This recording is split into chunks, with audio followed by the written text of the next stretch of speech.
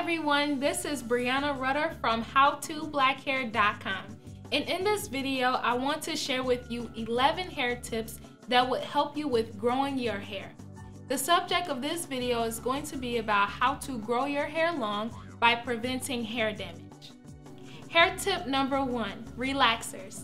If you relax your hair, or if you're thinking about chemically relaxing your hair, you want to make sure that you follow up a relaxer treatment by doing a protein treatment and a moisture treatment too.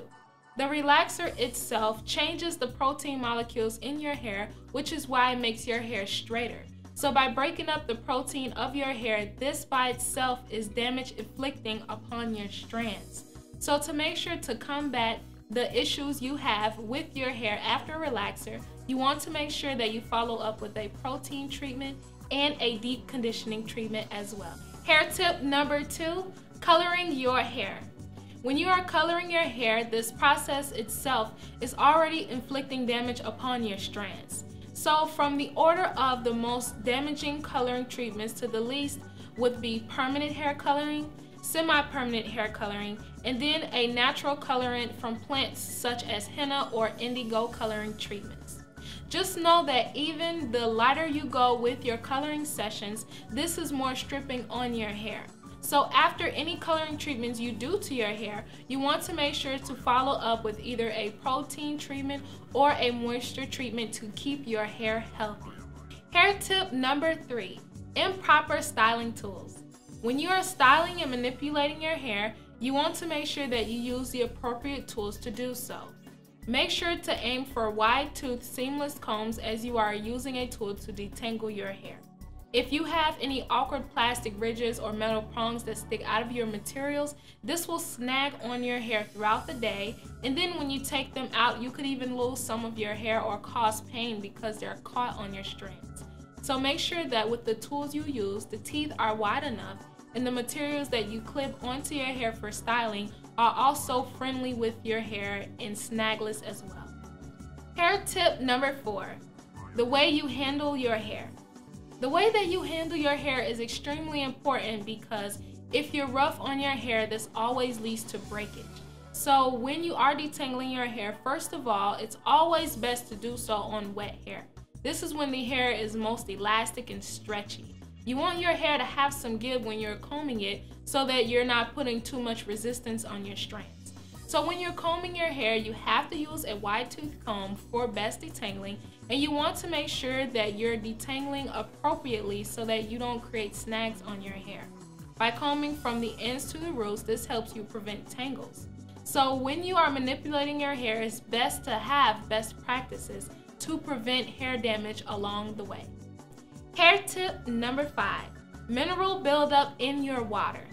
So if you happen to have mineral buildup in your water, this is probably one of the main reasons why your hair isn't growing as long as it should. The mineral traces that are found in our water consist of sulfur, calcium, and even some metals. And these minerals aren't as absorbent on our hair, so they simply sit on top of the hair shaft. Over time, as minerals sit on your hair, it weighs down your hair follicles and eventually lead to breakage. That's why it's very important to make sure that you have a very good deep cleansing shampoo on hand to wash these minerals out of your hair. Also, you could even make sure to use filtered water as you wash your hair to free your hair of these minerals as well. Hair tip number 6, overuse of sulfate-rich shampoos. When you are shampooing your hair, you want to make sure to stay away from shampoos that are loaded with sulfates. Sulfates are extremely strong cleansing agents that clean any surface it comes in contact to, and it happens to be a little bit too stripping for African American hair. This strips away all the dirt, oil, moisture, nutrients, whatever it's in sight to make sure that it cleans your hair really good. We do not need to have so many sulfates or even any sulfates that are in our shampoo. So to make sure to stay clear of those very stripping shampoos, just steer away from any ingredients that may end in 8 or 8s because too much sulfates can be a bad thing on your hair. Hair tip number 7, an imbalance of moisture or protein. When you're going throughout your day or just throughout your hair journey, sometimes you may notice that no matter what you do, styles just usually don't hold up as well. And this could be simply because you don't have enough moisture in your hair or your hair lacks protein. The best way to test to see exactly what your hair needs is to make sure to test it on wet, product-free hair. So typically the best time to test this will be after you've shampooed your hair, rinsed your hair out, and now it's clean and wet. You just want to feel your different strands and your texture inside of your hand to feel the consistency of your hair. If your hair feels slightly gummy or sticky or just limp and lifeless, it probably needs more protein. So a protein treatment would be best in this situation. Also, if you happen to feel your hair and stretch your hair and it just feels very hard and coarse and just really stiff, it's best that you implement more moisture into your hair. So the best time to test your hair to see if you need more moisture or protein is simply after a shampoo session to do so. Hair tip number 8, caring for your hair underneath hairstyles. It's very important to make sure that you keep your hair moisturized under hairstyles that you're going to wear for an extended period of time. Whether you're wearing a sew-in style or even an individual braid style like box braids, you want to make sure that you're adding moisture to your hair throughout the week or weeks depending on how long you're going to wear your style. So when I'm wearing my style, what I do is I take a travel size spray bottle and I fill it halfway with water, and then I fill it halfway with any type of hair conditioner that I like to use. So once I shake that bottle up, I just simply go underneath my hair and spray my braids, or if I just have free flowing braids for my scalp, I spray mainly at the ends and the roots of the style. This will help keep my hair moisturized and give it nutrients that it needs throughout my style so that when I take my hair down, it isn't dry or on the brink of damage. Hair tip number 9. Hair in constant contact with moisture absorbent materials. It's a very bad thing to constantly have moisture stripping materials on your hair. So just think throughout the day what your hair goes through. When you're going to bed, when you're wearing a hat on your head or a scarf, you want to make sure that you use materials that aren't so absorbent of the moisture.